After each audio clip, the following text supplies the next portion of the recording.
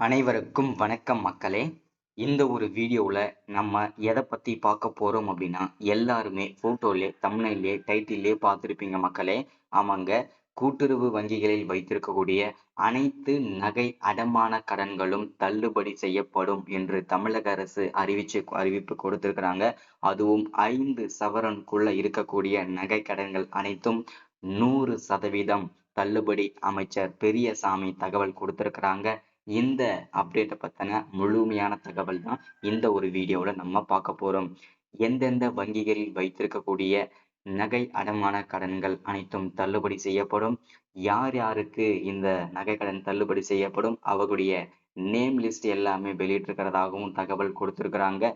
அது மட்டும் இல்லாம இந்த நகை அடமான கடன்கள் கிராம வங்கியில் இருந்தால் தள்ளுபடி செய்யப்படுமா, இந்த இந்தியன் பேங்க், எஸ்பிஐ, அது மட்டும் இல்லாம தொடக்க வேளாண் கூட்டுறவு சங்கங்கள், இந்த மாதிரி இருக்கக்கூடிய வங்கிகள் எல்லாம் நகை கடன்கள் தள்ளுபடி செய்யப்படுமா, அதற்கான அப்டேட்டுமே தெளிவா பார்த்து தெரிஞ்சுக்க போறோம்.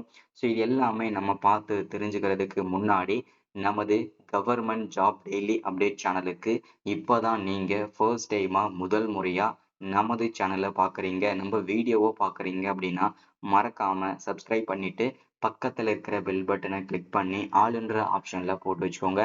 அப்போதான் நம்ம போடக்கூடிய அரசு துறையிலிருந்து வரக்கூடிய எல்லா விதமான கவர்மெண்ட்டோட ஜாப்ஸ் அப்டேட்ஸ் நோட்டிஃபிகேஷன் இது எல்லாமே நீங்கள் உடனுக்குடனே நமது சேனலில் ஈஸியாகவே துல்லியமாகவே தெரிஞ்சுக்க முடியும். சரிங்களா? ஸோ அது மட்டும் இல்லாமல் உங்களுடைய ஃப்ரெண்ட்ஸ், ரிலேட்டிவ்ஸ், கான்டாக்டில் இருக்கிறவங்க எல்லாருக்குமே ஷேர் பண்ணிங்கன்னா ரொம்ப ரொம்ப பயனுள்ளதாக இருக்குங்க. ஏன்னா இந்த மாதிரி முக்கியமான வீடியோஸ் அப்டேட் நோட்டிஃபிகேஷன்லாம் நமது சேனலில் தான் ரெகுலராக அப்டேட் ஆகிட்டு இருக்கும். இந்த மாதிரி முக்கியமான ஸ்கீம் வீடியோலாம். ஸோ மறக்காமல் எல்லாருமே சப்ஸ்கிரைப் பண்ணிடுங்க. மறக்காமல் ஒரு 5 பேருக்காவது இந்த வீடியோவை ஷேர் பண்ணிடுங்க. இந்த நகை அடமான கடன்கள் தள்ளுபடி செய்யப்படும், விரைவில் தள்ளுபடி செய்யப்படும் என்று தமிழக அரசு சொல்லியிருக்கிறாங்க. சரிங்களா? ஸோ தொடர்ந்து வீடியோவை பாருங்க. ஸோ இங்க தெளிவா மென்ஷன் பண்ணி சொல்லியிருக்கிறாங்க பாருங்க. 5 சவரனுக்கு கீழ் நகைக்கடன் 100% தள்ளுபடி. அமைச்சர் பெரியசாமி தகவல் அப்படின்னு சொல்லியிருக்கிறாங்க. கூட்டுறவு வங்கிகளில் 5 சவரனுக்கு கீழ் நகை கடன் பெற்ற பயனாளிகளுக்கு 100% நகை கடன்கள் தள்ளுபடி செய்யப்பட போவதாக கூட்டுறவுத்துறை அமைச்சர் தெரிவிச்சிருக்கிறாங்க. சரிங்களா? திமுக ஆட்சிக்கு வந்ததை அடுத்து கூட்டுறவு வங்கிகளில் 5 சவரன் வரை கடன் பெற்றவர்களின் கடன் தள்ளுபடி செய்யப்படும் என சட்டசபையில் முதல் அமைச்சர் மு.க.ஸ்டாலின் அறிவித்திருந்தாங்க. அதற்கான நடவடிக்கைகள் எடுக்கப்பட்டு தகுந்த பயனாளர்களின் பட்டியலும் தயார் செய்யப்பட்டது. பின்னர் ஒவ்வொரு கட்டமாக நகை கடன்கள் தள்ளுபடி செய்யப்பட்டு வந்தன. இந்த நிலையில் கூட்டுறவு வங்கிகளில் 5 சவரனுக்கு கீழ் நகை கடன் பெற்ற பயனாளிகளுக்கு 100% நகை கடன் தள்ளுபடி செய்யப்பட்டுள்ளதாக, இனிமேலும் செய்யப்படுவதாக. இது 2024ல. ஸோ இப்போ 2025 டு 2025ல 26ஆம் ஆண்டுக்கான நகை கடன்கள் வைத்திருக்கவங்களுக்கும் மீண்டும் கடன் 100% தள்ளுபடி செய்யப்படும் என்று சொல்லியிருக்கிறாங்க. சரிங்களா? ஸோ அதன்படி 14,40,000 பயனாளிகளுக்கு நகைக்கடன் தள்ளுபடி செய்யப்பட்டுள்ளது என அமைச்சர் பெரியசாமி தெரிவிச்சிருக்கிறாங்க. சரிங்களா? இது 2024க்கு. இப்போ 2025 டு 2026ஆம் ஆண்டுக்கான நகை கடன்கள் அனைத்தும் தள்ளுபடி செய்யப்படும். அதற்காக கிட்டத்தட்ட 60,000 கோடி ரூபாய் மேல ஒதுக்கீடு செஞ்சிருக்கிறாங்க. சரிங்களா? இந்த நகை கடன்கள் அனைத்தும் தள்ளுபடி செய்வதற்காக. சரிங்களா?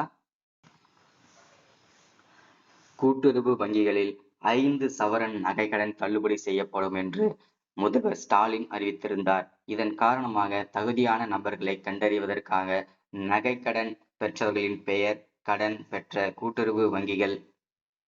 கூட்டுறவு சங்கங்களின் விவரம், கடன் பெற்ற நாள், கடன் தொகை கணக்கு எண், வாடிக்கையாளர்கள் தகவல் குறிப்பு எண், குடும்ப அட்டை எண், ஆதார் எண், முகவரி, அலைபேசி எண் உள்ளிட்ட 51 விதமாக தகவல்களை சேகரித்து தொகுக்கப்பட்டு கணினி மூலம் விரிவாக ஆய்வு செய்யப்பட்டன. 2021ஆம் ஆண்டு பயிர்க்கடன் தள்ளுபடி பெற்றவர்கள் குடும்ப அட்டையின்படி இடம்பெற்றுள்ள குடும்பத்தினர், நகை கடன் முழுவதுமாக செலுத்தியவர்கள், 40 கிராமுக்கு மேற்பட்ட நகை கடன் பெற்ற குடும்பத்தினருக்கும் தள்ளுபடி செய்யப்படாது என அறிவிக்கப்பட்டிருந்தது.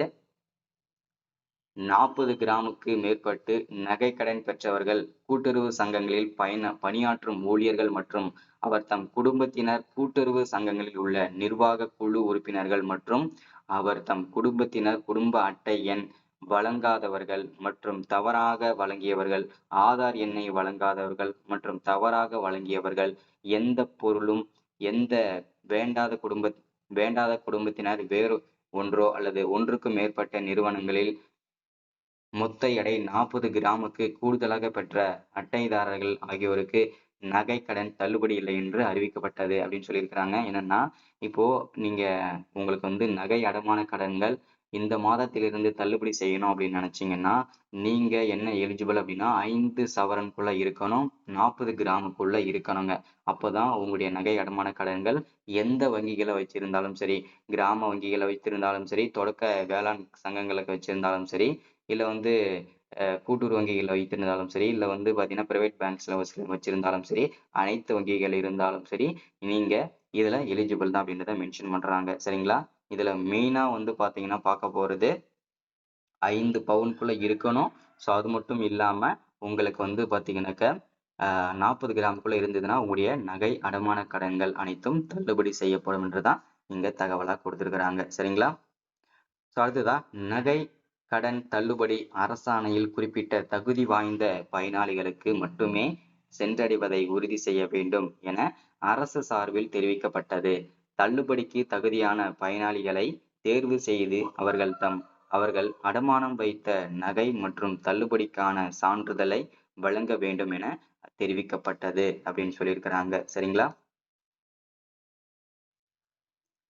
இந்த நிலையில் கூட்டுறவு வங்கிகளில் 5 சவரன் வரை அடமானம் வைத்தவர்களுக்கு நகை கடன் தள்ளுபடி செய்யப்பட்டுள்ளதாக அமைச்சர் பெரியசாமி தெரிவிச்சிருக்கிறாங்க. கிட்டத்தட்ட 14,40,000 பயனாளிகள் ஓகேங்களா. ஸோ பயனாளிகளுக்கு நகை அடமான கடன்கள் அனைத்தும் தள்ளுபடி செய்யப்போவதாகவும் தகவல் கொடுத்திருக்கிறாங்க. அதற்காக கிட்டத்தட்ட 60,000 கோடி ரூபாய் ஒதுக்கீடு செஞ்சிருக்கிறாங்க. சரிங்களா? இது நகை அடமான கடன்களுக்காக வழங்கிய அப்டேட். சரிங்களா?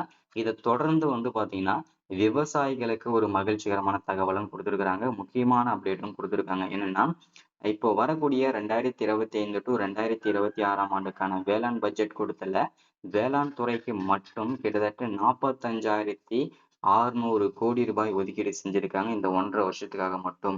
அதுல சிறு குறு விவசாயிகளுக்கு பயிர்க்கடனுக்காக மட்டும் தள்ளுபடி செய்வதற்காக கிட்டத்தட்ட 1,477 கோடி ரூபாய் ஒதுக்கியிருக்காங்க.